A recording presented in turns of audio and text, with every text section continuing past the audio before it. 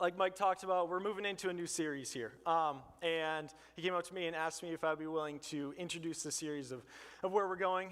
So for those of you who haven't been here for a while, we just finished up not long ago Ephesians. We went through the book of Ephesians, and it's time for something new. And so as the elders were talking about what's next, what we're going to talk about in the next preaching series, there was definitely a pull towards a gospel. Talking about the life of Christ. It's been a while since we've gone through a gospel, and as followers of Christ, there's obviously so much for us to learn by studying Jesus' life. And so that's what we decided to do, was we want to go through Matthew, is what we settled on. So we're going to go ahead and we're going to go through Matthew, but as Mike mentioned, we're going to start that around the Christmas season, around the Advent season. Seems appropriate to start the Gospel of Matthew there. I'm really excited for that season.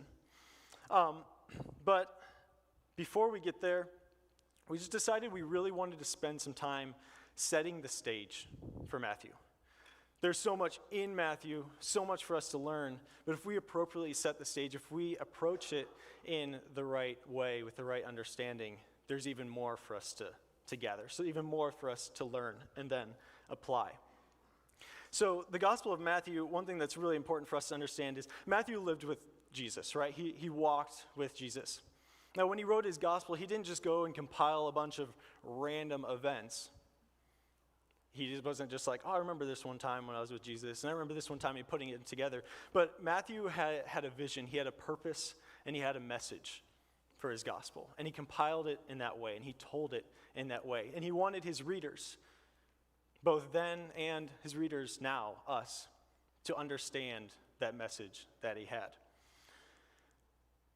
He really wanted us to know that Jesus was not just some phenomenon of their time, but instead that Jesus is connected to a much bigger story. Jesus is a fulfillment of things mentioned in the Old Testament, whether the law, the prophets, through covenants, all these different things. Jesus is a fulfillment of all of these things. And so what we are going to do here with this next series is we're going to seek to build a mindset and an understanding that approaches Matthew, that approaches the Gospels, that approaches the New Testament with an understanding of this background, an understanding of this hope that is built up throughout the Old Testament. And so our series for the next couple of months is called A Messianic Hope. And we'll talk a little bit more about those subheadings here in a little bit.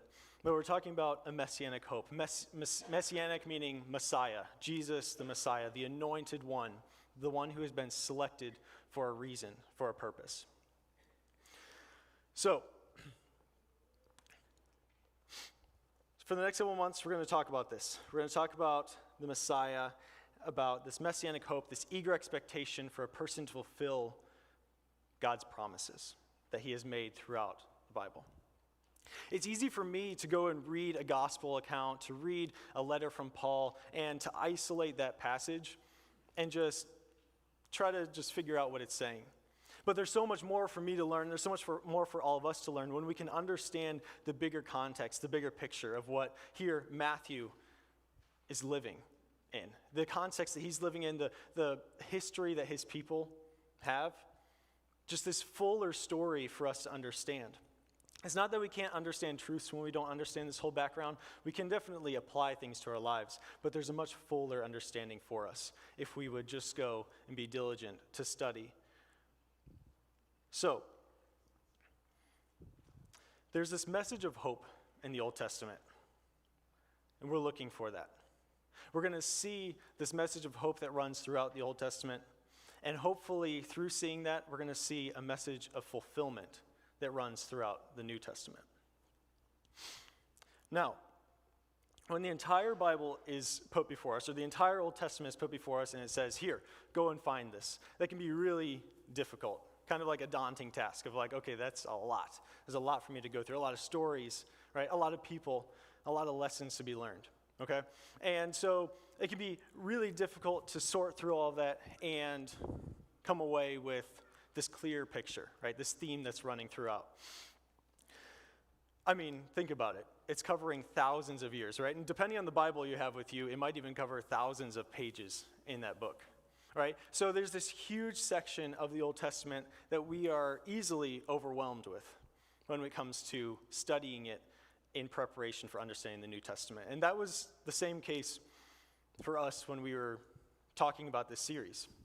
So we saw in Matthew this clear need to understand the Old Testament, right? He's like constantly saying, look back to the Old Testament. He's constantly saying, there's a reason this happened, right? And you need to know it, right? And he expects us to know those things. And so we knew we needed to know these things. We needed to study them. But it was kind of overwhelming of like, okay, so what do we do? We have this huge picture of the Old Testament. Are we going to go in a couple months and look at the entire Old Testament and like just know it all?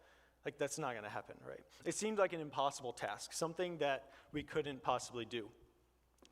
But when we looked at Matthew a little bit more, we realized that Matthew, in his own gospel, gives us a roadmap for what he wants us to know. Sure, it would be great to have a whole understanding of the Old Testament, but like we aren't going to. We aren't going to get that. Not in our lifetimes, right? But Matthew gives us the highlights. He gives us this roadmap, this guide for us. And so that's what we decided to look at. So even though we said we're going to go ahead and jump to the Old Testament, right, to look at this message of hope that runs throughout it, I want us to start with Matthew. And so join me in reading Matthew chapter 1.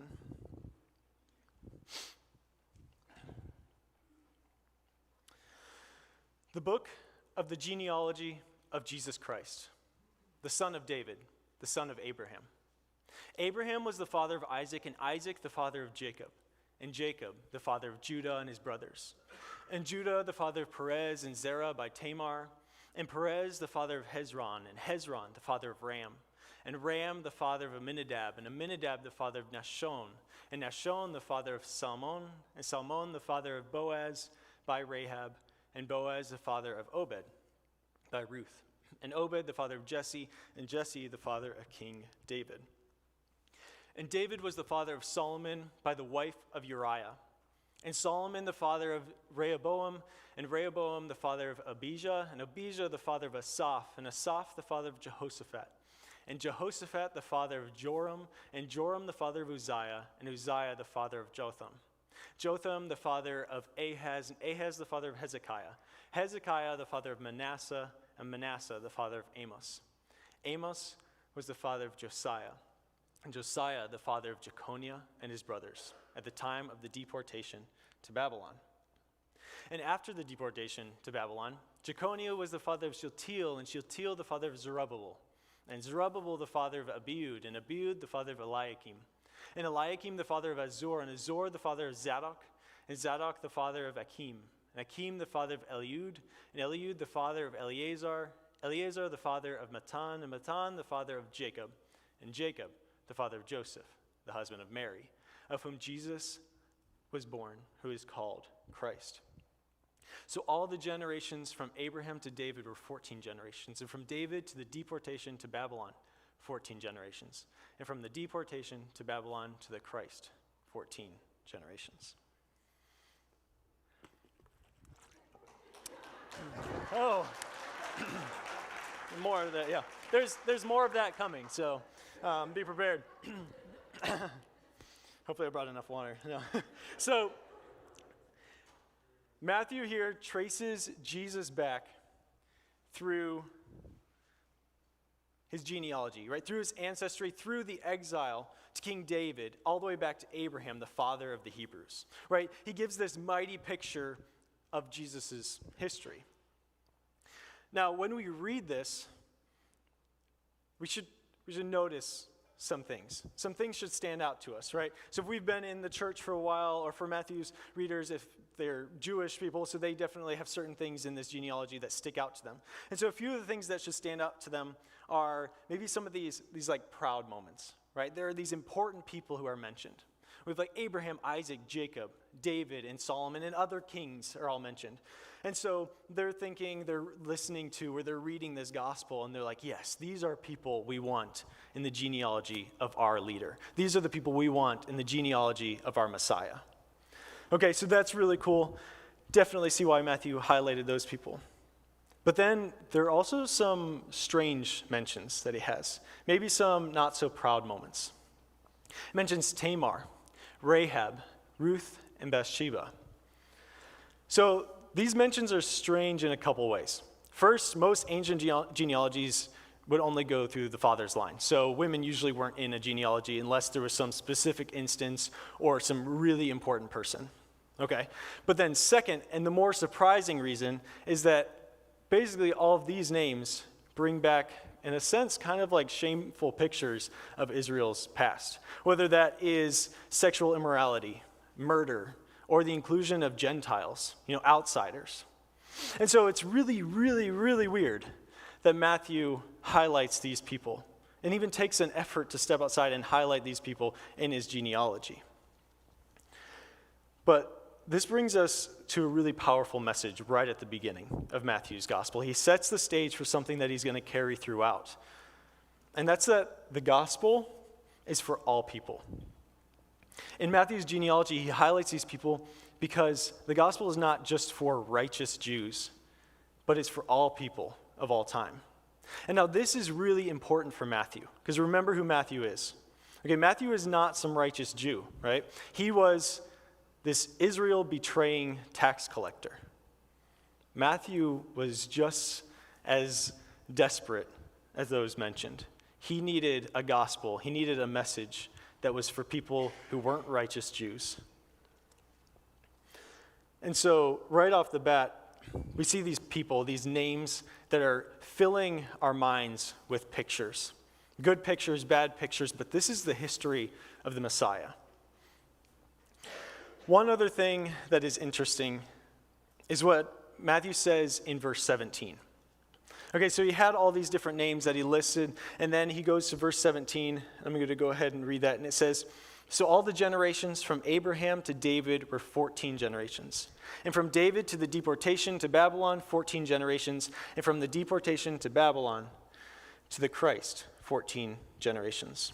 So from Abraham to David, from David to the exile, and from the exile to Christ, he sees and mentions and highlights this symmetry of 14 generations. So there are a couple things I'm going to highlight real quick here about these 14 generations. So there's some interesting points, some little confusion, and then we'll go ahead and clarify it here in a little bit. First off, it's an incomplete genealogy. So Matthew didn't go and list every single person. Okay, and that seems kind of weird because he went ahead and listed everybody name by name by name. And if you would ask, I asked, why would he go and do that if he's not going to actually give every single name? It seems a little confusing, and this can definitely seem like a problem to a lot of people. It can seem like Matthew made a mistake. And if he made a mistake, that would be a problem, right? Because we believe this gospel is the inerrant word of God. But when we look at it a little bit more, when we study it deeper, we realize that this isn't a mistake that Matthew made. Instead, he was intentional about what he was doing. Okay, so for the first thing that is maybe a little hard to work around is it doesn't seem like Matthew leaves gaps for other people, right? So we said 14 generations, he lists 14 generations, but I just said there are actually more that he's skipping. But he said so-and-so the father of the father of the father of the father of. It's like, so where's that gap where those other people sit? So one thing is real quick is just a language thing we need to understand. So when he says the father of, we think of directly the father of. And then the father of him is my grandfather, and the father of him, my great-great-grandfather, or great-grandfather, right? And so the problem is when he says the father of, maybe a better understanding for us would be the ancestor of. Okay, so when he can say the ancestor of, it's fine for him to skip generations. So you can see he's highlighting people without bogging us down with so many different names. Okay? And then the other thing is 14. So he talks about 14 gospels. Oh, sorry, I was reading a word on here. 14 generations, right? And he makes a really strong point to mention this symmetry that he sees, this symmetry that he mentions in verse 17 of 14 generations. And we have to ask, like, why is he doing this? Okay, so he's skipping generations to mention 14. Okay, so why? And some people will say that, okay, he chose 14 because 14 has kind of like a historical significance for the Jewish people. Usually it's something like, well, we know 7's important, right? Because God created the heavens and the earth in 6 days plus a rest day, a Sabbath, right? So 7 became like the establishment for the week, right?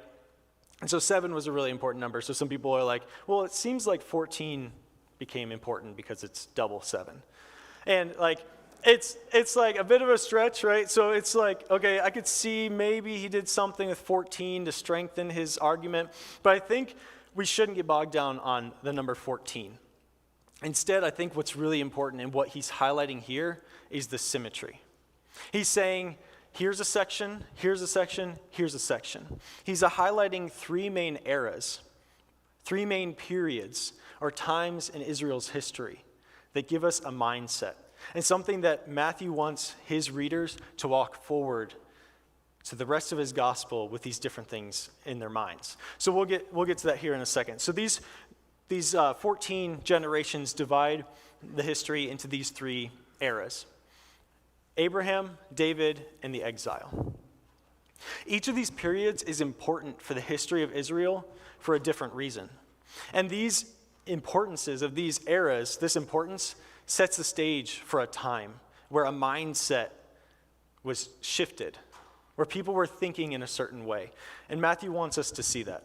So, for example, Abraham, right? He received the covenants and promises from God. These covenants and these promises set Abraham and his descendants on a trajectory that completely changed their future. Jesus is a descendant of Abraham.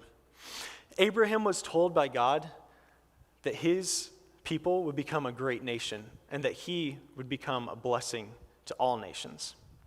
And so with this mindset, with these promises and these ideas in mind, we can see how Jesus, as a descendant of Abraham, as someone whose death brought blessing to the world, has fulfilled these promises that the people in the time of Abraham were looking forward to.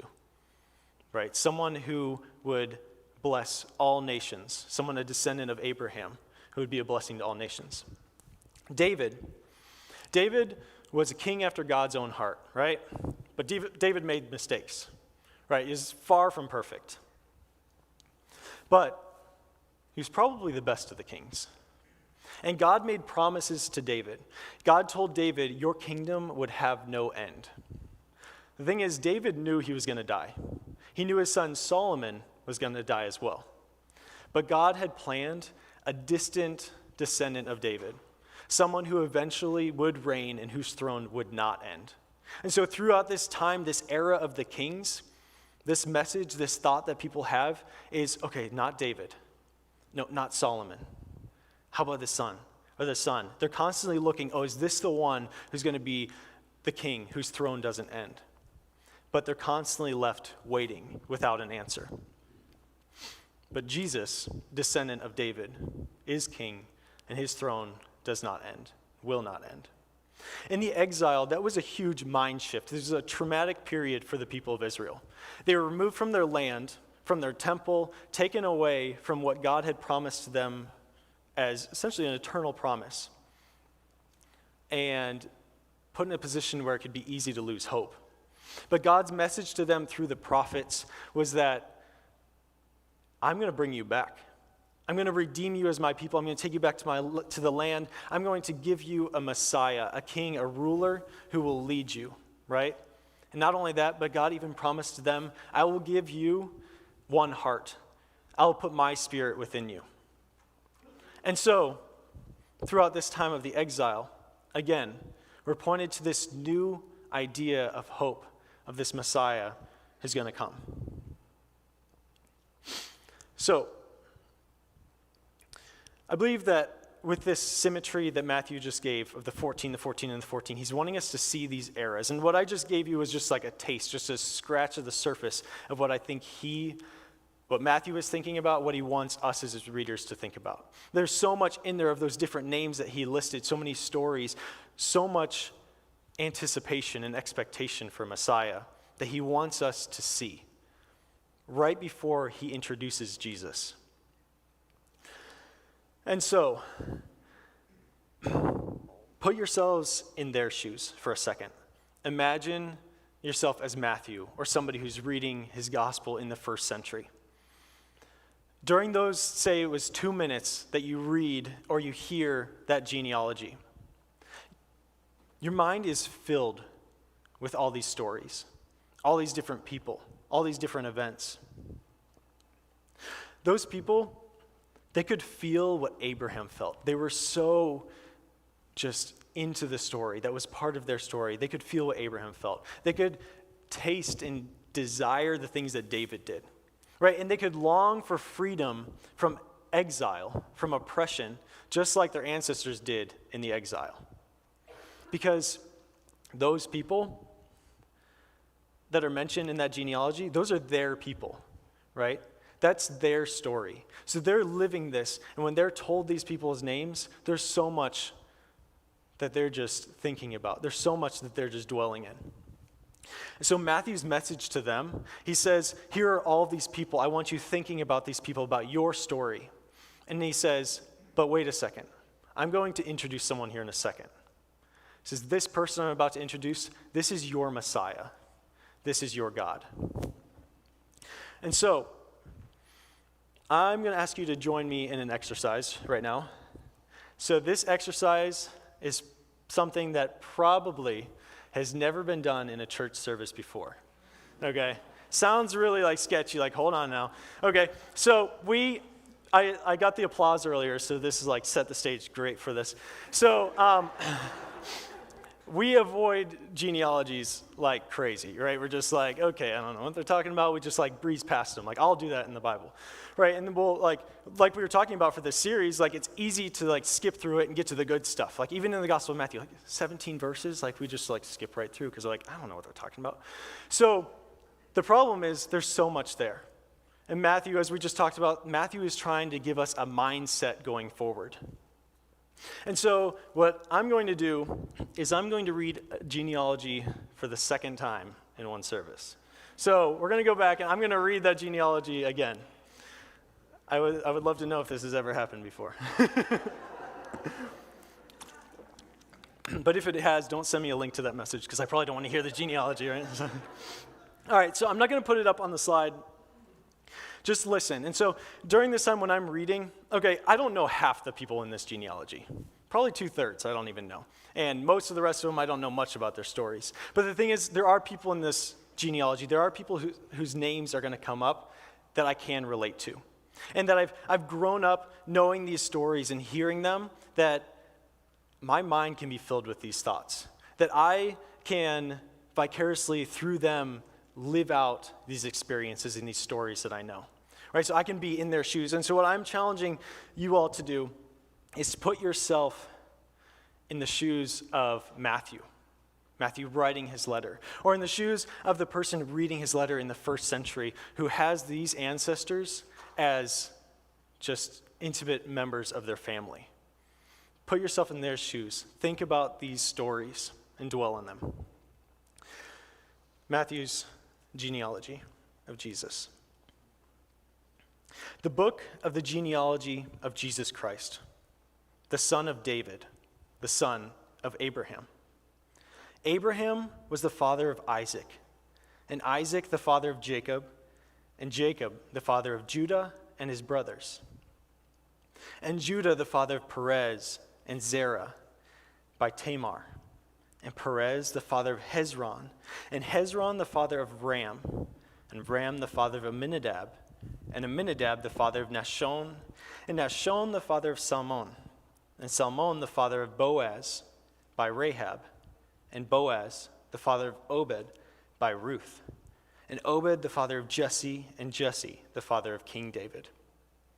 And David was the father of Solomon by the wife of Uriah, and Solomon the father of Rehoboam, and Rehoboam the father of Abijah, and Abijah the father of Asaph, and Asaph the father of Jehoshaphat, and Jehoshaphat the father of Joram, and Joram the father of Uzziah, and Uzziah the father of Jotham, and Jotham the father of Ahaz, and Ahaz the father of Hezekiah, Hezekiah the father of Manasseh, Manasseh the father of Amos, and Amos the father of Josiah, and Josiah the father of Jeconiah, and his brothers at the time of the deportation to Babylon.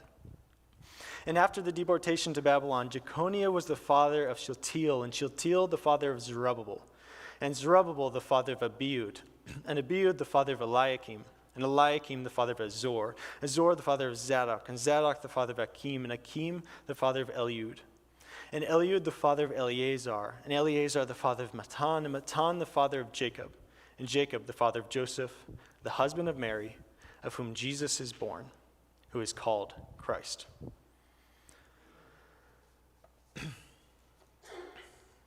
So what we've decided to do for the next couple of months is to follow Matthew. We've divided Israel's history into these three main segments: covenant, kingdom, and exile. What we're going to do is we're going to dive into each of these times, these eras, these periods in Israel's history, and highlight key stories, highlight key figures. And we're going to see how this hope for a future Messiah, someone who would fulfill these promises of God, how those feelings are part of these stories. And so we're going to survey these things. We are going to look for some key figures. And our goal in this is not to gain a complete knowledge of the Old Testament, right? It's stories, it's people, there's so much out there. But our goal in doing this is to develop within us a longing for the Messiah. These people in these stories longed for a Messiah. They wanted these promises fulfilled. So for us, before we get into the Gospel of Matthew and where we're confronted with the fulfillment of these promises and these prophecies and promises, let's allow ourselves to long for it. Let's let ourselves to be filled with the same mindset that Matthew had before he met Jesus. Hopefully then, when we do see Jesus, we will have a greater understanding of the significance of everything that Jesus did. So, the challenge I'm setting for us today is to seek a better understanding of the people who wrote these books, or the people who were there, right? The authors and the audience of the New Testament letters. We have been joined or grafted into their story. And their story is an awesome one, right? It's a story of a loving and faithful God who is seeking for people to follow him. That's a story we should want to join.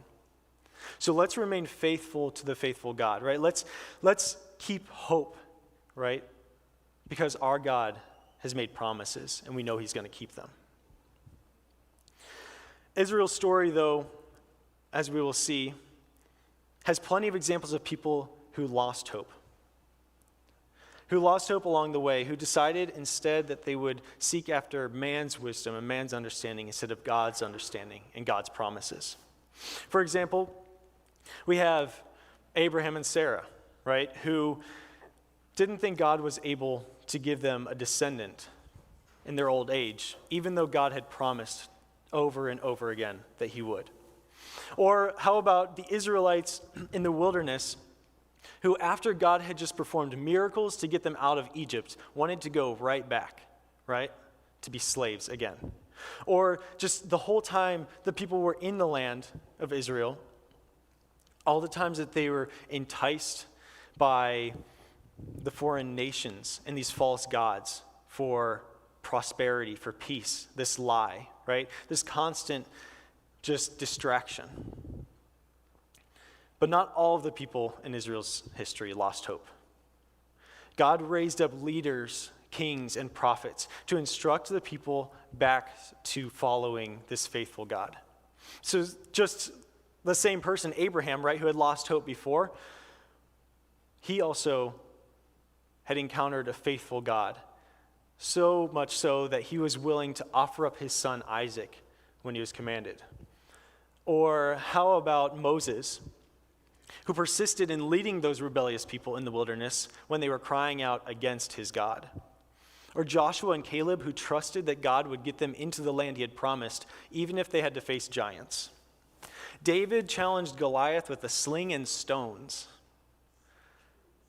because God had made a promise and the Philistines stood in the way. Many of the prophets shared a message that nobody wanted to hear, but they shared that message because their faithful God had commanded them to do so.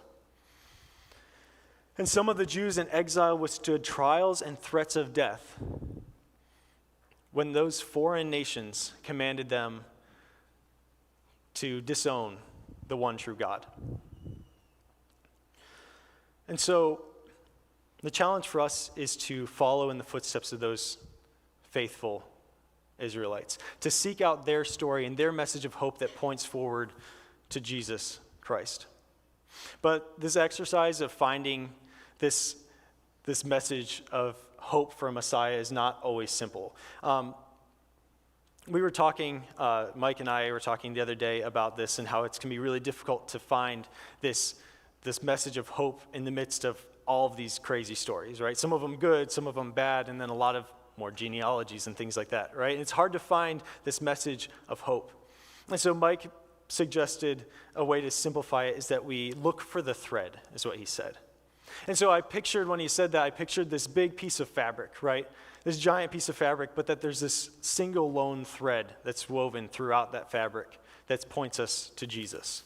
And so it can be easy to step back and look at the giant fabric and be confused and be discouraged that he's not there. But when we do diligently search for him, we will see that Jesus is woven throughout the Old Testament, that we can find him. We can find this hope for the Messiah. For example, the story of the Messiah, this hope for the Messiah, didn't always look the same. Sometimes it was a clear picture of some aspect of Jesus' life, and other times it was just a vague, distant hope. Or sometimes given our clear picture, for example, we knew that he would be a king, right? We knew that the Messiah would be a king whose throne would last forever. But then it seems like in conflict, later on we're told that he would also suffer and die. And it seems like these are like differences that we can't really reconcile.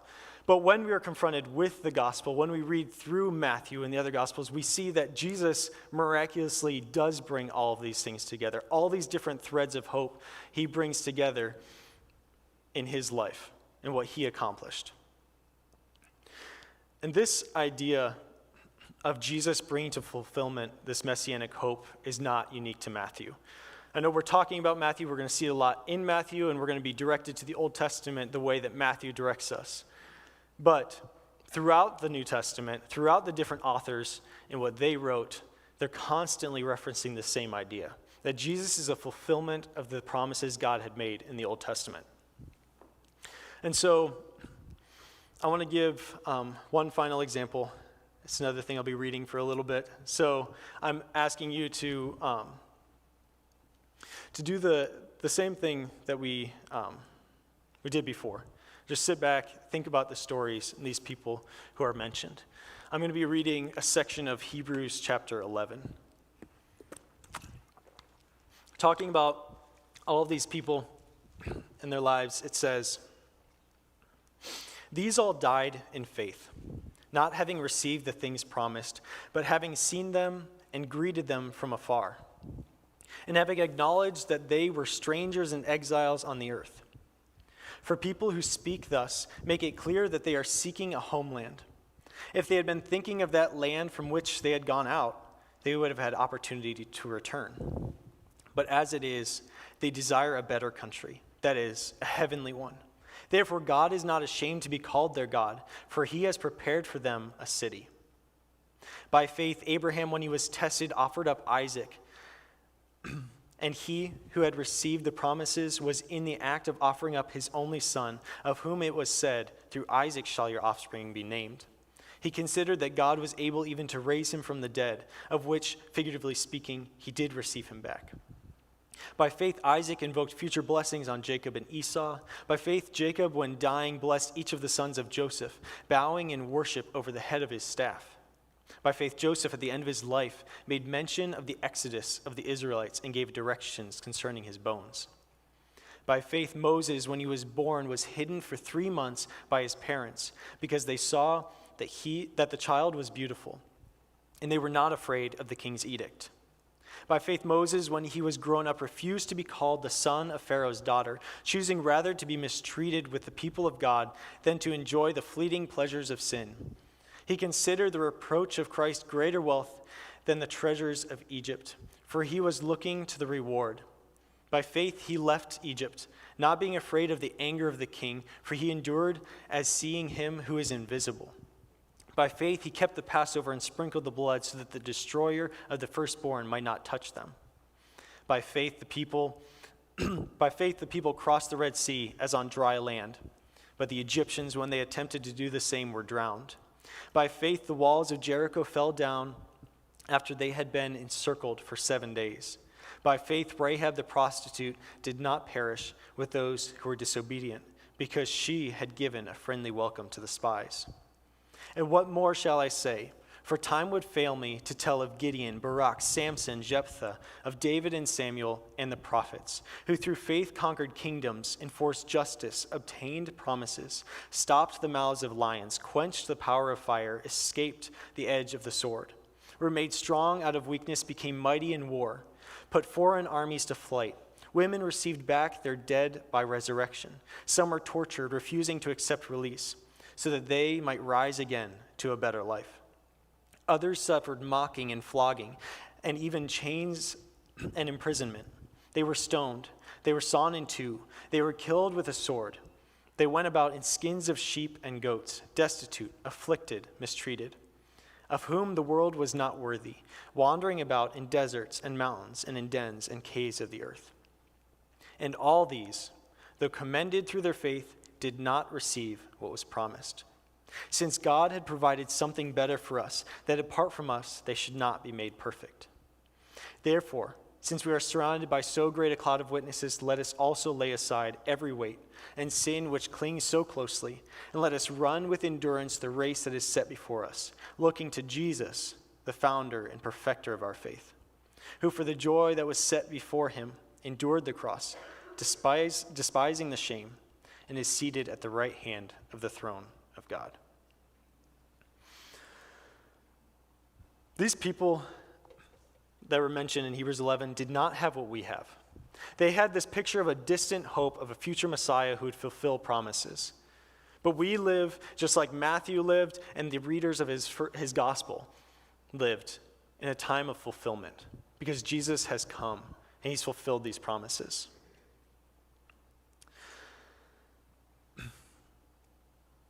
These people who are reading Matthew's gospel, I just picture them seeing this and thinking back to the many generations before them who longed for a day, generation after generation after generation, and then finally came to the realization that they were the generation they all longed for.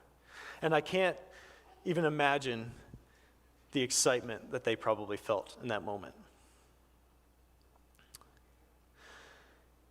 Over the next couple months, we're going to hear some stories, right? Some stories about this hope for the Messiah. The exciting thing, but also the challenge, is that these stories are a select few. There are many more out there that we can study and we should study. And my challenge is for us all to dive into the Old Testament, to look for that thread that runs throughout the fabric. Because these people in the Old Testament, they didn't have a clarity of mind, a clarity of picture of how God was going to work, right? They knew he was going to answer these promises. They didn't know when or how. And so what they did was they searched for the Messiah. They searched for God's word. And so my challenge for us is to search with them, so that when we are confronted with Jesus in Matthew's gospel, we don't simply see a man born of a virgin who died for his people, but instead we see an even greater picture of a Messiah who is the descendant of Abraham, Isaac, and Jacob, who is the God who raised up kings and prophets to lead his people, right? The God who gave his people hope in the midst of really difficult, trying times. And I'm convinced that if we see this picture clearer, that when we are confronted with Jesus in Matthew's gospel, when December comes, we are going to see so much more. We're going to see Jesus' acts, his life, as much more powerful. And so we are going to sing the song Promises one more time. While we're singing the song Promises, I want us to be thinking about what we just saw and experienced. It talks about a faithful God, right? A God who keeps his promises. It's something that we can lean in and trust in. But the picture of God's faithfulness is not always what we would expect faithfulness to look like. That doesn't remove anything from God's actual faithfulness. These people in Hebrews, they had to make it through generations and generations. That means people had promises from God, but they died before they got to see the fulfillment of them. And so for us, I challenge us to remember that we are just a small part of God's story. But the blessing for us is that we are a part of God's story. And so let's go ahead and praise God for that.